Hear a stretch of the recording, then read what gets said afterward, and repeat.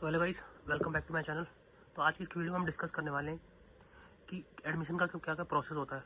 I hope अगर आप ये वीडियो देख रहे हो इसका मतलब आपने अपनी कंसल्टेंसी बिल्कुल चूज़ कर ली होगी और आपने ये भी डिसाइड कर लिया होगा कि आप कौन सी यूनिवर्सिटी में जाने वाले हो।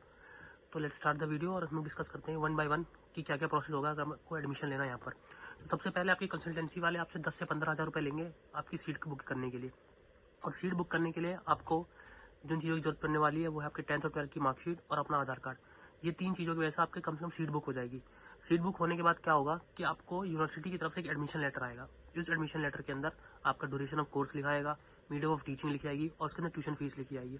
अब कुछ कुछ यूनिवर्सिटीज़ में क्या होता है कि एडमिशन से पहले ही एडमिशन लेटर आने के बाद ही एंट्रेंस हो जाता है। कुछ यूनिवर्सिटी में एंट्रेंस जो होते हैं वो बाद में होते हैं। जैसे कि मैं अपनी यूनिवर्सिटी की बात करूँ तो पंपस्टेड मेडिकल यूनिवर्सिटी में एंट्रेंस जो हमारे यहाँ के आने के बाद हुआ था।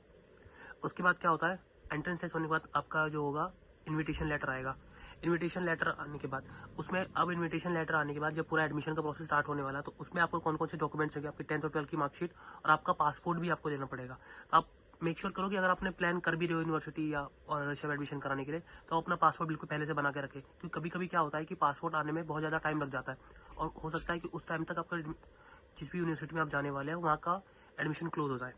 उसके बाद आपके उन डॉक्यूमेंट्स का क्या होगा, अगर सपोज आप रशिया आ रहे हो तो रशिया में आने से पहले जो 10th और 12th की जो मार्कशीट है आपकी वो ट्रांसलेशन के लिए जाने वाली है। आपकी जो मार्कशीट है वो इंडिया के हिसाब से है, उसको ट्रांसलेट करेंगे लोग रशियन के हिसाब से, उसमें ट्रांसलेशन में जाता है।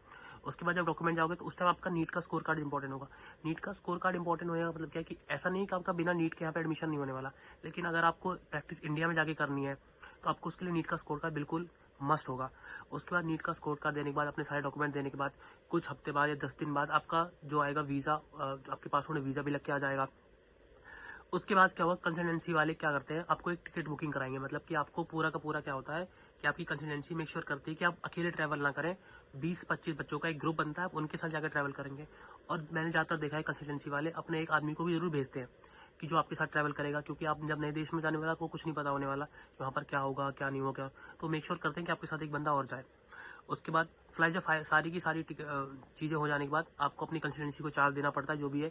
और आप मेक श्योर करें कि आप हमेशा अपने पास INR से रूबल एक्सचेंज करके जरूर यहाँ पर लेके आएँ, क्योंकि जब आप यहाँ पर लेके आएंगे तो आपका यहाँ आने के बाद बैंक अकाउंट भी खुलने वाला है, पर वो इमीडिएट नहीं होने वाला। तो आप मेक श्योर करें कि आप अपने पास कम से कम 30 से 40 हज़ार रुपये INR से रूबल कन्वर्ट करके कर लाए, क्योंकि आपको यहाँ पर आने के बाद भी और चीज़ें करानी है। जैसे आपको यहाँ पर आने के बाद आपका मेडिकल कराना होता है। आप यहाँ पर आओगे तो जाहिर सी बात है आपको एकदम से टेस्ट में वेरिएशन आता है कि जो आप इंडियन का फूड यहाँ पर नहीं होगा, तो आपको कुछ अच्छा सा खाने का मन करेगा। उसके लिए आपको अपने कुछ पैसे की जरूरत पड़ने वाली है। उसके बाद से जब आप इतने सारे डॉक्यूमेंट देने वाले हैं आपको अपना एक HIV का टेस्ट का भी कराना पड़ता है। आपको HIV टेस्ट कराना पड़ेगा ताकि आपको इसमें पता चले कि आप HIV पॉजिटिव तो नहीं हो, क्योंकि यहाँ पर HIV पॉजिटिव वाले को ये बिल्कुल ही मना कर देते हैं।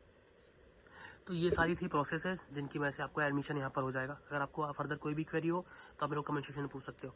और आपको ये भी जानना हो कि हम कौन सी यूनिवर्सिटी मुझे चूज़ करनी चाहिए, कौन सी यूनिवर्सिटी मुझे चूज़ नहीं करनी चाहिए, या मुझे मैं क्या क्या स्टेप्स को ध्यान में रखूँ जिसमें अपने लिए एक बहुत ही अच्छी यूनिवर्सिटी चूज़ करूँ, तो आप मेरे को कमेंट सेक्शन में पूछ सकते हो। मैं आपके लिए एक नेक्स्ट वीडियो बना दूँगा। ओके, बाकी like share and subscribe to my channel. तो मिलते हैं आपसे नई वीडियो में।